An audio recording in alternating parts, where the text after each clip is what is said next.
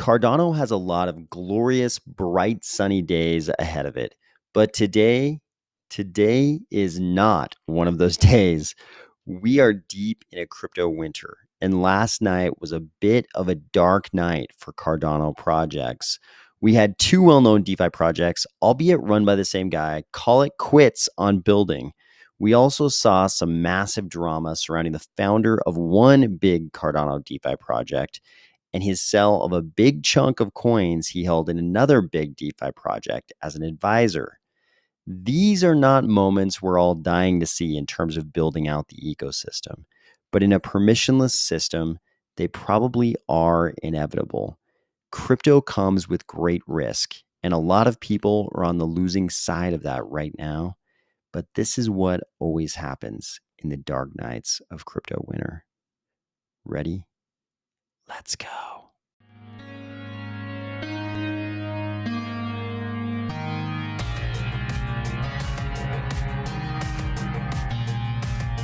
Today, we're going to discuss the Ardana and Orbis failures, the controversy surrounding DC and Indigo tokens, buying Cardano NFTs with credit cards, SBF now speaking at a summit, the egregious media blackout on Cardano, and a new CBDC launch date for a very large developed nation.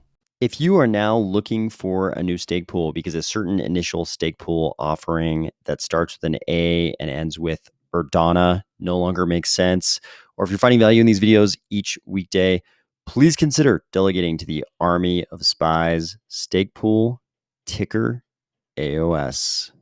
First off, I want to offer my sympathies to anybody who's lost money over all of this happening today. I really do feel bad if you're impacted by this. And I know that's a lot of people in Cardano because we're talking about pretty large projects here. And I know I was just kind of joking about people being refugees from the Ardana initial stake pool offering, but I can't tell you how many people have hit me up in the past asking why the Army of Spies stake pool was refusing to join the Ardana stake pool alliance and the Ardana initial stake pool offering. But every time anybody asked me that question, my first thought was, there's no way we would ever hitch our wagon to any project like that, because you really don't know which projects are going to fail. Sure, hindsight is 2020. And in retrospect, you could probably say you probably shouldn't invest in projects run by 14-year-olds with goatees.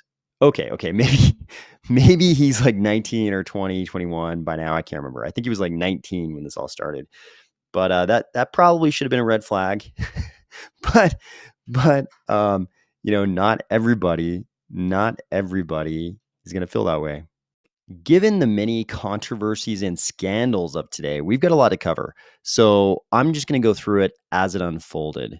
First up, this post kind of encapsulates the two screenshots that sort of show the opening shot that sort of began the salvo of things that were going to happen today. So this is a post from the Orbis project that says, more than 50% of our NFTs have been minted so far. Don't let these NFTs fly out of your hands. Grab them now. Important part is the date, 7 a.m., November 22nd.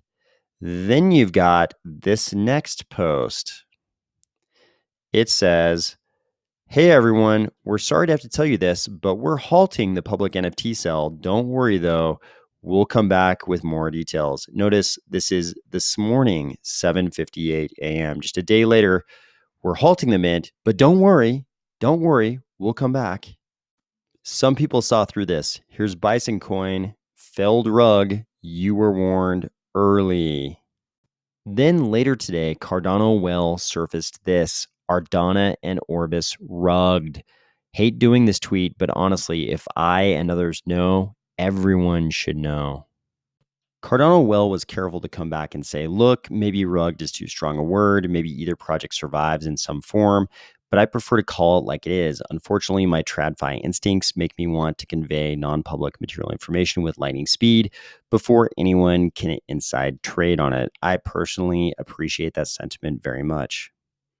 Only 8 minutes, if I'm counting right, 8 minutes after Cardano Well's tweet, we got this from Orbis. Hey, Olive, Unfortunately, dude, that's their grammar, not mine. Hey, Olive.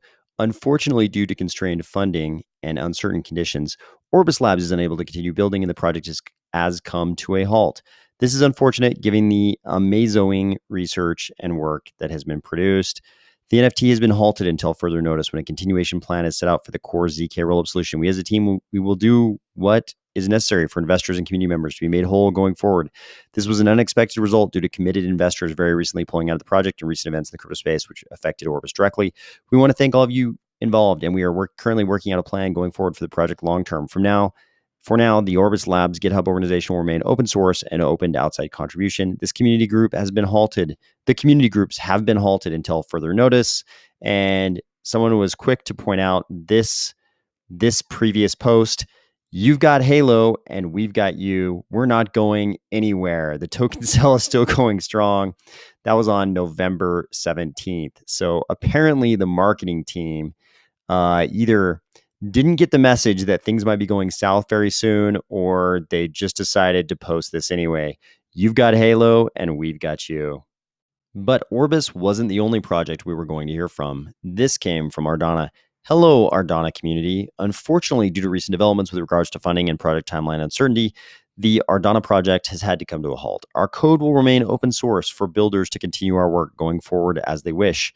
Development on Cardano has been difficult with a lot of funding going into tooling, infrastructure, and security. This, alongside the uncertainty around development completion, has led to the best course of action being halting development of DUSD. Remaining funds and treasury balances will be held by Ardana Labs until another competent dev team in the community comes forward to continue our work. We want to thank all of you for your support throughout our development. We will continue to be involved in the Cardano community. More updates surrounding the ongoing ISPO will be coming soon. This part kind of intrigued me. Remaining funds and treasury balances, etc., will be held by Ardana Labs until another competent dev team comes forward. So I thought, I think they mentioned their treasury address in their documents. I looked in the Ardana documentation, and here's what I found. They did list a treasury address, and when I navigated to that treasury address, here's what I found: a grand total of 28 ADA. So hopefully they were talking about some other treasury address, which was not in their documentation. Otherwise, all those funds they're holding on to for some future development team that's going to come in out of the ether, I don't think 28 ADA will be very helpful to them. This post also reported in that the Ardana Stake Pool Alliance team, that's the stake pools involved in the initial stake pool offering of Ardana, just heard the news about 5 minutes before Cardano well reported to everybody else. And a lot of the comments and posts to this kind of, were questioning whether this should be called a rug or not a rug. And it's probably all very little consolation to the people who lost money on this, because whether it was a rug or just mismanagement of funds or investors pulling out or whatever it is, all of the people who bought those tokens are now out some real cash. So again, my sympathies go out to anybody seriously impacted by all this. But it turns out the Ardana Orbis affair was not the only big scandal in Cardano today. If you were in the Indigo Discord, you probably saw a lot of talk about someone dumping 35,000 Indigo tokens on the open markets. And in the Discord, people were even identifying who it was. Bison Coin seemed to have collected a lot of information on this. Again, this was a big day for Bison Coin. Bison Coin was revealing a lot today. But Bison Coin was collecting information and mentioned that a big tweet would be made. Here's this big tweet: rumors, FUD, denial, insider beef, conflict of interest, exit liquidity, breach of trust, and 230,000 ADA worth of Indy token market dump. I talked with trusted source and collected facts and proofs. Here is what just happened with Indy and what it means for LQ and why you should care. So just like everything we're talking about today with Ardana, Orbis, and what we're about to talk about now, I'm not presenting any of this as fact. I'm just reading what other people are writing about these events. So I'm not presenting this as fact. I'm just reading what other people are reporting. So Bison Coin starts out by mentioning that he wanted to short Indigo, but now he says, I will max short liquid LQ when the time comes, and I don't have any open short positions now. I had 230 aqua farmers. It's just business as usual and has nothing to do with this thread. Okay, fair enough. So he talks a little bit about the liquidity bootstrapping event for Indigo. And then we get down here to the interesting part. After launch, it hit an all-time high of 12 ADA for these Indy tokens from a listing price of 9.5 ADA. Due to the airdrop and sell pressure, price fell to 7.7 ADA. Then on the 22nd of November, one single wallet dumped 35,000 Indy, cashing out 228,749 ADA. He's got a nice graph here showing the downward price action from that sell on the open market. He says he did it in a single transaction without caring about slippage, moving price from 7.7 ADA to 5.7 ADA in a single swap. Fear, uncertainty, doubt, and panic begin to pile up in Indigo server about who dumped that much amount of coin, and I saw it go down. Definitely that did happen.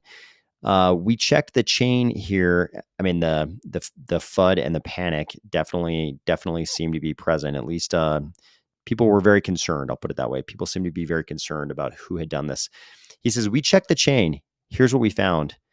And he has some Cardano scan transactions showing the receipt of 35,000 Indy, the sending of 35,000 Indy to a MinSwap order contract, and the receiving of profits from the dump. He says the wallet that received and dumped the 35,000 Indy and made about 228,000 ADA is this one. We traced the wallet further. Tokens were sent through many empty wallets and one Franken address for privacy, maybe. Then he shows those addresses. We find this wallet very interesting. He says, above mentioned sixth wallet is used Franken address to receive Indy token. Interestingly, same wallet added 25,000 LQs, 1.6 million ADA as initial liquidity. This wallet has huge Sunday, MinSwap, Min, and X-ray transactions. By this, we find this belongs to a Liquid core team member. This wallet has 6.5 million ADA and funded 1.57 million ADA to above mentioned sixth wallet back in January. He says, from credible source, I verified that this wallet belongs to DC, Liquid Finance co-founder. From on-chain proof, we demonstrated that it's indeed Liquid core team member which dumped 35,000 Indy. Now let's focus on chain Discord drama and beef between projects. Robert from Indigo confirms it's indeed one of team member who dumped token and he's no longer the part of the team. People started to wonder who it is. Didn't take much time to find out. When yesterday I checked the Indigo team, he's talking about the team page on the website of Indigo. They had Johnny Nguyen and DC from Liquid as project advisors. Now DC's name is removed from here, further confirming it's indeed DC who dumped his token. Here is the team further confirming above mentioned stuff and clearly stating he is no longer part of team. I directly asked Indigo team about this. Here's what I got in response. They confirmed it's indeed DC is the one that dumped the tokens. Here I had to say Indigo team is very responsive and clearly answered all my questions. I appreciate their help. Then I talked in DM with two trusted sources. He said, to clarify, there's a team vesting schedule in place. The tokens that were sold was from the vested allocation. It did not come from the instant unlock. This can all be traced and confirmed on chain. There's no vesting contract because we weren't able to implement a clawback feature. Once a vesting schedule is started in a smart contract, it cannot be changed, even if that person leaves the project. So instead, the vesting is performed via multi-sig using native scripts. One individual market sold their vested tokens within 30 minutes of them unlocking. He has further allocations. This was the first of 24 total vests. We are working internally to figure out what to do next. He says, this is what he told me. So there is vesting multi-sig. This unlock is first slot of tokens, and DC will no longer receive the next 23 batches of 35,000 Indy tokens each. So he lost 805,000 Indy tokens by selling just 35,000 Indy tokens from his first token unlock. To clarify, there is no legal or smart contracts bound to not to do so, but team told me there was a gentleman's agreement, by the way, between them to not sell tokens this early. I have no issues with him selling tokens, but I have issues with why he sold because this doesn't make any sense. He says DC has 6.5 million ADA in his personal wallet. Liquid is doing good. Then why he sold just 35,000 Indy tokens, risking his 805,000 Indy tokens from the next 23 vesting unlocks. Either he Indy is 24x overpriced, or is it something else? And then he goes on and on with more screenshots from Discord. So the accusations that we saw in Discord and also here are that DC very quickly after unlock sold 35,000 Indigo tokens, which doesn't make very much sense because he was an advisor of the project. You would think an advisor of the project wouldn't do that. If you went into the Liquid Discord tonight, you saw this from DC. Founder of Indigo tapped me to help him build a protocol on IdeaScale after seeing Liquid's early success in Project Catalyst. I worked on the project until my fundamental difference with the project direction forced me to leave. It's really that simple. Everything else here is noise. Back to building. On Twitter, it looks like DC was a little bit more direct. This person posted, that looks like SBF versus CD, Cardano edition. It looks bad for everyone involved. Unprofessional and kind of anti-ethical from the part of DC, but only him can expose his reasons for the dump. For sure weird, could exit the project quietly with his tokens. And it looks like DC responded, anti-ethical to sell vested tokens for a project I'm not even a part of after the type of dumping on MinSwap from their own airdrop recipients. Laugh out loud. Go look at the volume of selling before you come at me with this villain stuff. The same poster then asked him directly, hey man, so didn't you have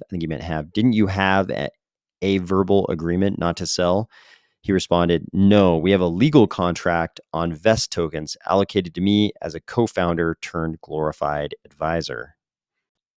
He also responded to a request for some insight about what went on by saying, just go look at the volume. The dumping started with their own airdrop recipients. I just saw it and reacted accordingly.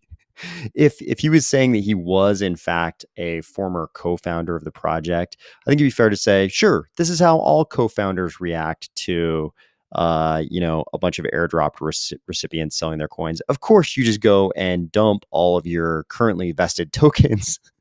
I think that's probably not what people are hoping for when they see that you're a founder of the project. And I realize it seems kind of obvious here there was some kind of, maybe falling out between the projects. Maybe I'm wrong, but, and of course, in these kinds of business things, everybody tries to act like there was no falling out, but it kind of looks like maybe there was, but still, this is probably not what you're imagining when you see that a certain person is a founder of a project. But on the flip side of the coin, you also never really know what went on behind closed doors. So we may never really have the full story on what happened between DC and Indigo. I don't want to leave you with all bad news. So let's talk about a few other things that also happened today. We got this post from Winter. We're super excited to partner with JPEG Store to bring the first ever credit card checkout for Cardano NFTs. We're slowly rolling out tests over the next week site-wide. No ADA required, just a wallet and a card. You're good to go. This is an interesting development. This next news might make you slightly tempted to lose all faith in humanity and rule of law in the Western world and the Eastern world and every part of the world that FTX touched. Here's a tweet from SBF. He says, I'll be speaking with Andrew Sorkin at the Dealbook Summit next Wednesday. And you're probably asking yourself, what is the Dealbook Summit? Is this like a summit to teach people what they should do in federal prison, like how to survive federal prison? It turns out, no, it's not at all. Andrew Sorkin is a New York Times columnist and editor, author of books, co-creator of The Billion Show at Showtime, and founder of Dealbook. You probably remember New York Times just barely wrote this gigantic puff piece on SBF. And Dealbook, of course, is New York Times columnist Andrew Sorkin and his colleagues help make sense of major business and policy news and the power brokers who shape them. So I don't know where SBF fits into that. I personally wouldn't have SBF as a speaker at any kind of summit right now. I'd be waiting to see what kind of charges are levied against him. But Andrew Sorkin, New York Times, they seem to be operating off a very different playbook. We also got another episode in the long-running series that I like to call The Crypto Media Does a Media Blackout on Cardano. Here's Nansen posting, on-chain activity is thriving, and then they throw a bunch of numbers at a chart at you, and of course, Cardano, nowhere to be found. So notice this is daily active addresses by chain. They've got BNB in the number one spot at 1.27 million and Polygon at 834,000. Then, of course, Cardano comes along, says Cardano exists, and points out on the chart for 21 November, we are somewhere between 75K and 100K, but a lot closer to 100K. That would put us somewhere in here, maybe in second, maybe in third, but pretty close to here. Definitely not off the chart. So thanks a lot, Nansen. Finally, it looks like the Bank of Japan will be coming out with their own central bank digital currency next year, spring of 2023. This will be a digital yen. The article says the Bank of Japan has entered into coordination with 3 mega banks and regional banks. I guess mega banks are probably just the 3 very large Japanese banks. 3 mega banks and regional banks to conduct demonstration experiments toward the issuance of the digital yen. From the spring of 2023, we will cooperate with private banks and other organizations to verify whether there are any problems with deposits and withdrawals in bank accounts, assuming no disasters, etc. Check whether it can operate even in an environment where the internet does not reach. It plans to proceed with the experiment for about 2 years and decide whether to issue in 2026. So no surprise, Japan is a very large country, very developed. Of course, we've been hearing for some time that every central bank in every developed country is working on a CBDC. So no surprise that Japan is going to be coming out of the gates soon with theirs. We'll see how all this goes down. I hope you had a great week. In some parts of the world, there is a holiday tomorrow. Okay, maybe one part of the world, maybe just the US, there's a holiday tomorrow. I hope if you're celebrating that holiday, you have a great time. I probably will not be able to come out with a video tomorrow because I will be otherwise occupied. But I hope you have a great day, and I'll talk to you soon.